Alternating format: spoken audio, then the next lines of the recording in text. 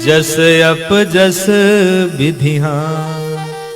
हे भरत, ये 6 चीजें विधाता के हाथ में होती हैं। हानि, लाभ, जीवन, मरण, जस और अपजस। इस पर मनुष्य का कोई बस नहीं चलता है। एक बार देवराज इंद्र के यहां एक सभा लगी थी। उस सभा में एक कबूतर बैठा हुआ था और उस सभा में यमराज आए।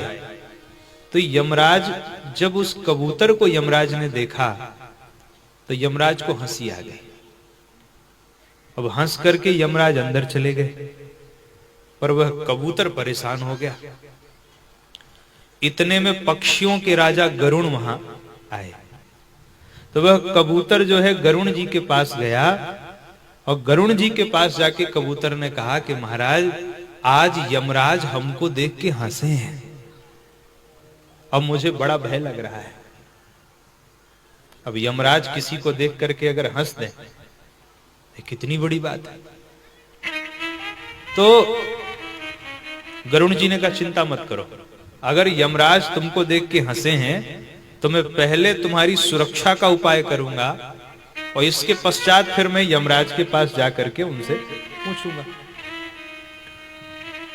तो गरुण जी महाराज उस कबूतर को लेके हजारों किलोमीटर उड़ते चले गए और हजारों किलोमीटर दूर ले जाकर के उस कबूतर को एक गुफा में रख दिया, एक क्षण के अंदर। और तुरंत वहां से फिर गरुण जी आए और देवराज इंद्र के दरबार में गए और यमराज के पास जाके उन्होंने पूछा कि महाराज, एक बात बताओ कि आप उस कबूतर को देख के हंसे क्यों थे? तो यमराज और जोर जोर से हंसने लगे। गरुण जी ने कहा, महाराज मुझे सही सही बताओ, आप उस कबूतर को देख के हंसे क्यों थे?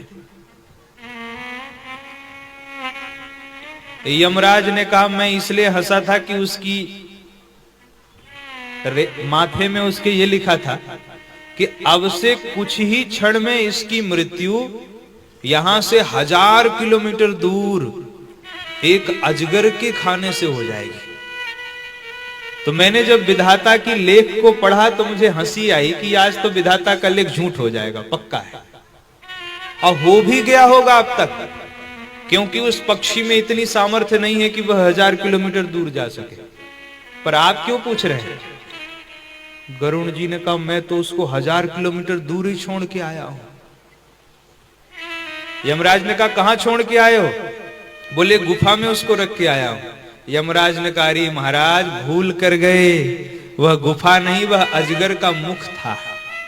पर आज मैं समझ गया कि जिसकी मृत्यु विधाता ने लिखी है उसकी मृत्यु को कोई टाल नहीं सकता। तो हानि, लाभ, जीवन, मरण, जस अपजस विधिहान। इस प्रकार उदाहरण